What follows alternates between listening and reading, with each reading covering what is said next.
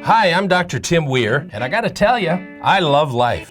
But when I'm not being a husband, a father, a grandfather, an author, or a practicing chiropractor, I'm the host of the television show Loving Life with Dr. Tim Weir. I love to cook. I love to travel. I like to spend time with people who do what they love and love what they do. Join me and Elvis for the next 30 minutes as we help you discover how to love life. Hey, I'm glad you tuned in today for this episode of Loving Life. I'm excited because we have Bill Leslie with us. He's the news from WRAL. Amazing news guy, but probably even a more amazing musician. Just an amazing, amazing amount of talent coming out of this guy. Hey, let's go talk to Bill right now. I wanna climb that mountain, see the river below, climb that mountain. Hey, my next guest is someone that you're gonna know. He's beloved here in the city on WRAL, Mr. Bill Leslie. Bill, thank you for joining. Thank you so much. Well, tell me a little bit about Bill Leslie. Oh, he's a guy who gets up too early in the morning. 2:25 is when my alarm goes off. Are you serious? Yeah. And then you're on air by what time? 4:30, into the station by 3:30. Take a look at the scripts, put some makeup on.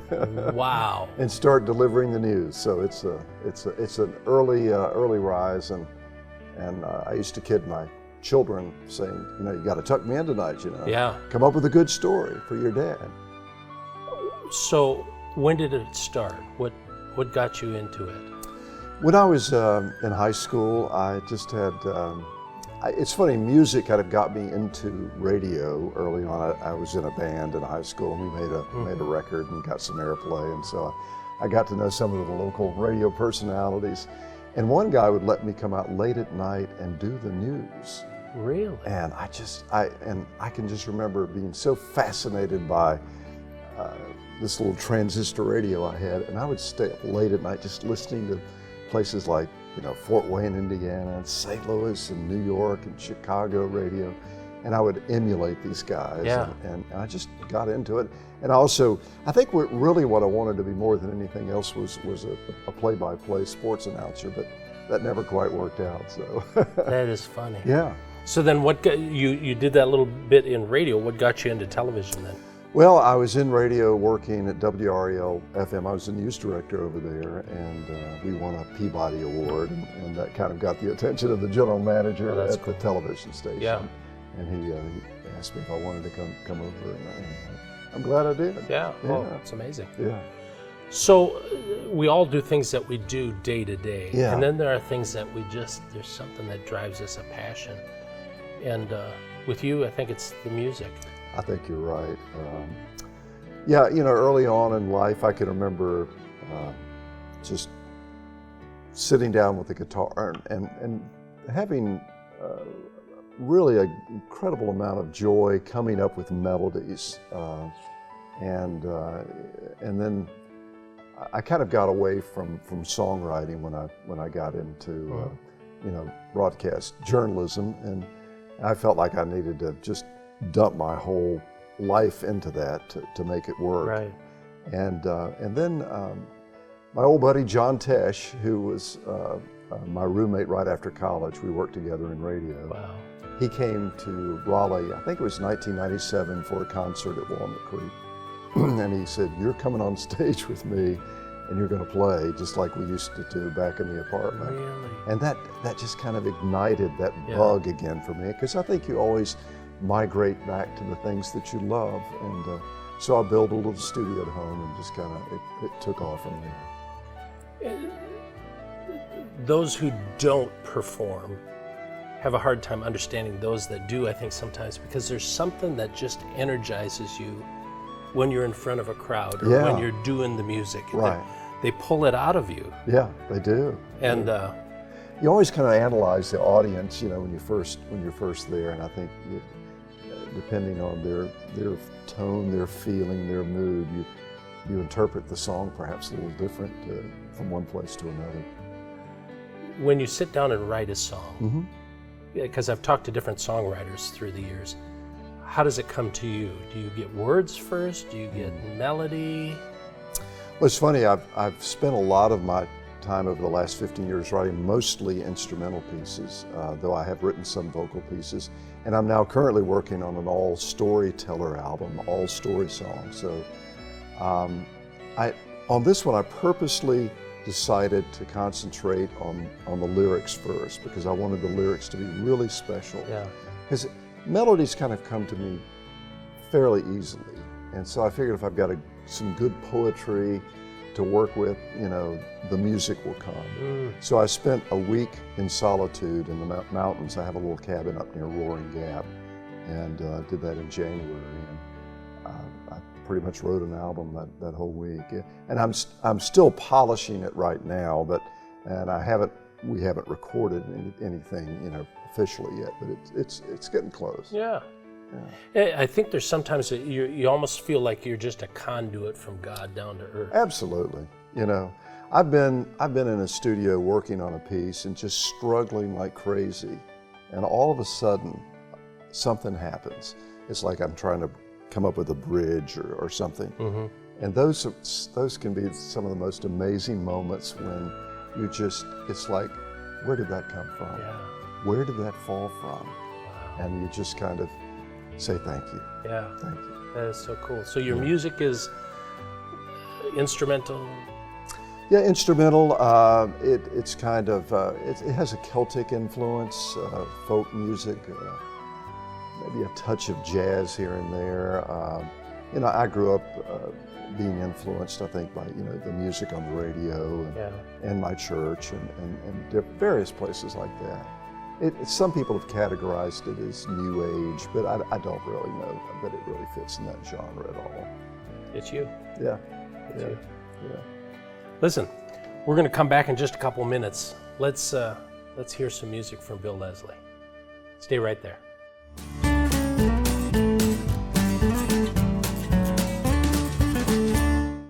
The name of this song is I Am a River.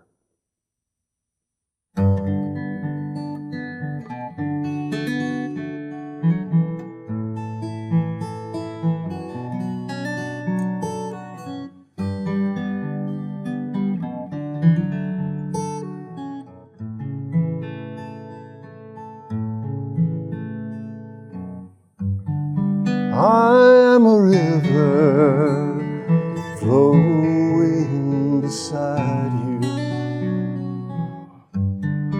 I am a voice in your dreams.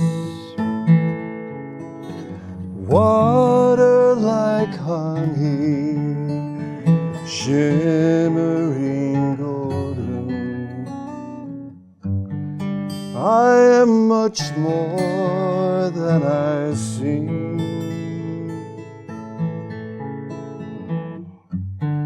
I am an ember faintly burning, a fragment of love long ago.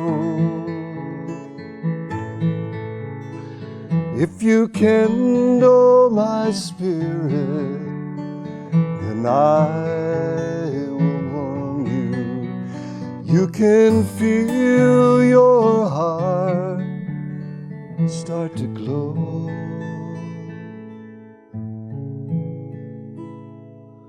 But you worry about the demon of darkness, the snarling beast in the night.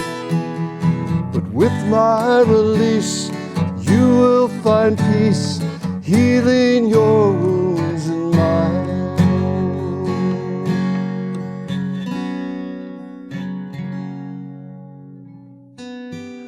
And I am a painter with prism and palette,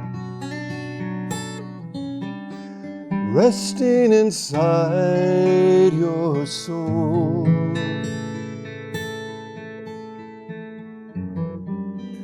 Honor the purpose, cherish the wisdom, and I will make you whole.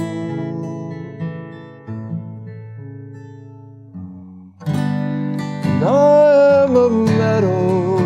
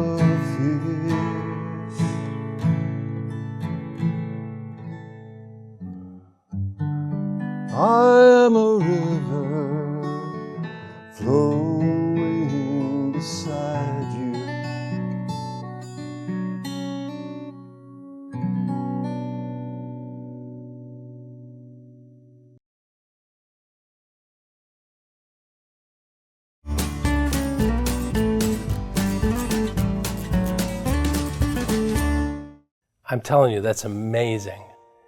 Creativity is one of the greatest gifts that I believe that we have from God. Yep. And so that's amazing to hear. Tell me a little bit about the future. What do you think it holds for music? Well, short term, I'm working on a project right now, which is I'm really excited about it. I'm trying to figure out what one of the most interesting aspects is trying to figure out what the harmonies should be. Yeah. Not only the vocal harmony, but the instrumental harmony and the different instruments to use. And I'll be working on that. And I would eventually like to get into some film work with music. I will not work in television, forever. Yeah. And I'm looking forward to spending some time to get away from the rigors of life and have a lot more creative time. I feel like right now it's a struggle for me to be creative at times because of the demands of my life. Yeah. Yeah. So you mentioned going to the cabin. Mm-hmm. Do you feel like that pulling away is one of the best ways to do that? Absolutely. It's a gorgeous setting. It's you're looking out at this wonderful vista in the Blue Ridge Mountains, about a mile off the Blue Ridge Parkway. And if I go up there and I'm totally quiet and shut down the ego, shut down all of the electronic devices, and just listen, something always starts to happen. It's like, okay, this is my creative place, my good place. And so it's get up with a cup of coffee real early in the morning. Getting up early is no problem for me. You're used to that. Yeah. I would imagine it's super hard to stay in bed. Yeah, it is. Like when you go someplace. Yeah, yeah, But some of the best times are the early times. yeah. There's a scripture in the Bible that says, early in the morning will I seek thee. Mm-hmm. And I really think there's something to Absolutely. that. Yeah. You mentioned the group, that the garage band Yeah, that you were a part of. yeah. Are you doing anything now with like a group? Yeah, there's a group called Lorica, and we call it Bill, Leslie, and Lorica, and we play, occasionally. We've kind of scaled things back a little bit this year while I'm working on a new album, but we'll crank things up again in the fall and in the winter. But it's a wonderful band that I play with, and we have a good time. We've done a lot of nice gigs in fairly large venues. We've played with the North Carolina Symphony and the Tar River Philharmonic Orchestra, and performed with the North Carolina Master Chorale. Wow. I love doing that. It's fun. I maybe look forward to doing more of that when I do maybe scale back on my TV work. Yeah.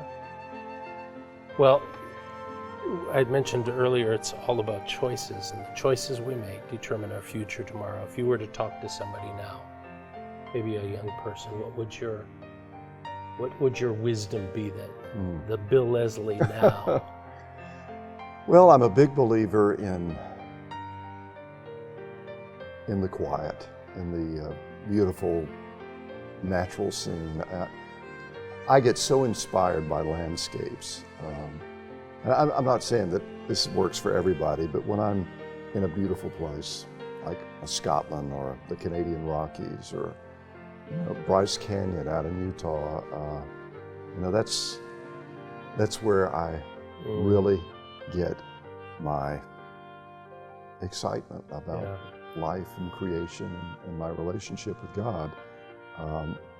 And I think it's, Facebook and all of this social media stuff nowadays just totally consumes people from the time they get up in the morning until they get ready to go to bed at night. And I just think we've got to be sure that we carve out spaces of quiet and contemplation in our lives so that we can be whole and can be united with the Spirit of God. Yeah.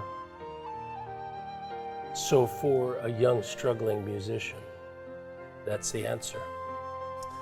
I think it would be for me, but then when you thrust yourself back into the world, you've got to work hard and push hard and do the best you can. But But don't forget that meditative place, that quiet spot. I think that's it's kind of hard to find these days, but I think it's just so important. Well, we were talking about the whole Facebook thing just a little bit earlier. That there are some expectations I think people have where they see other people, and I'm not quite living up to that. Yeah.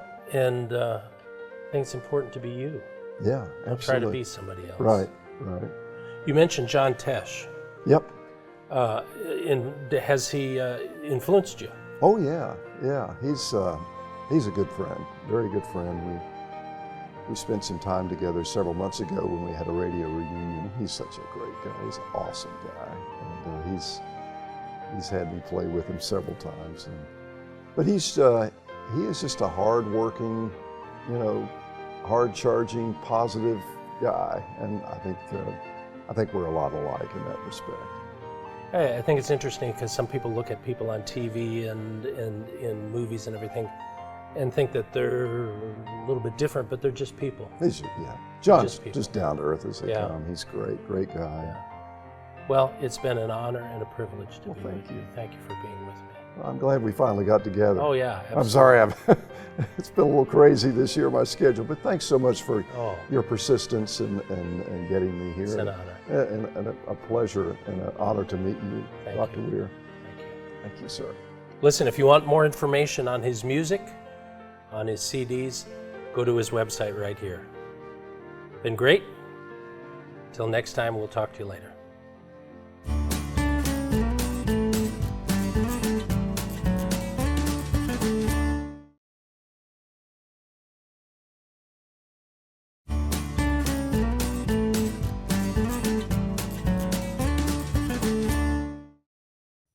I love creative people. It's one of the greatest gifts that you have from God. And so many people say, well, I'm not creative, I can't do anything. Well, you can, you just haven't looked hard enough. Some of you are amazing cooks. Some of you are incredible seamstresses. I mean, you make things. There are people who sing, there are people who dance, there are people who play the guitar, every one of us has some outlet of creativity. You need to figure out what that is, and don't have in your mind it's just one thing. It's not. It's any number of things that your mind comes alive. You become a conduit for God to flow through you, and all of a sudden creativity flows. You might not think, well, I'm never going to be an Emmy Award singer or actor, or I'm not going to. Don't worry about that. Just let creativity flow through you. That's what it's all about. And it was such an honor to meet this guy. What an amazing man. Listen, join us on Facebook. Please do that. Go to the Facebook page, Loving Life with Dr. Weir. Push the little like it button. And listen, every once in a while I'll send some information. It's not a daily thing, but every once in a while I'll send some information to you. You can also join us on Twitter. You can go to our website, www.drtimweir.com, and on that page I've got different information of where you can go. Our trip to Guatemala, we've got some information about that on there. So I want you just to hook in and become a part of Loving Life. That's what it's all about. You loving life.